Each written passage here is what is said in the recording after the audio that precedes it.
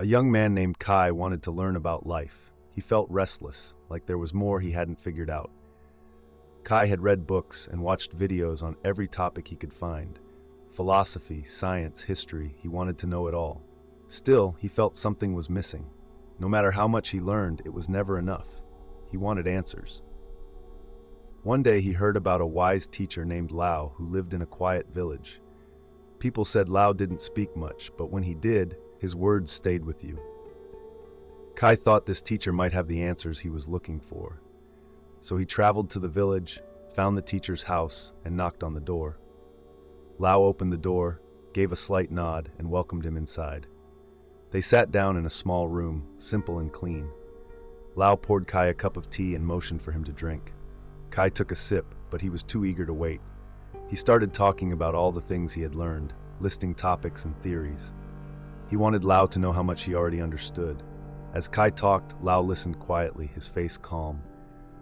When Kai finally paused, Lao picked up the teapot and began pouring more tea into Kai's cup. The cup filled to the top, but Lao didn't stop. Tea spilled over the edge, dripping onto the table. Kai watched, confused. Finally, he said, "The cup is full. It can't hold any more." Lao looked at him and set the teapot down. "Yes," he said slowly. "This cup is like your mind. You have filled it with so much that there's no room left. How can I teach you if you're already full?" Kai was surprised. He hadn't thought of it that way. He realized he'd come here with his own ideas, expecting the teacher to add to what he already knew. But now he saw that he hadn't left any space to actually learn. "But isn't it good to know things?" Kai asked, frowning a little. Lao nodded. "It is good to know, but it is better to keep space for new things.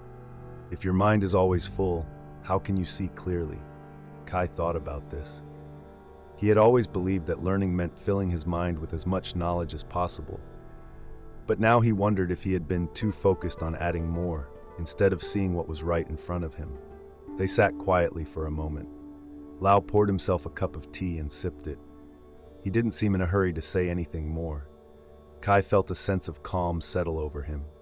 "I think I understand," Kai said after a while. "I need to make room to actually hear what's being taught." Lao gave him a small smile. "A mind that is empty, like a cup, can receive without spilling. When you let go of what you think you know, you make room for wisdom." Kai nodded.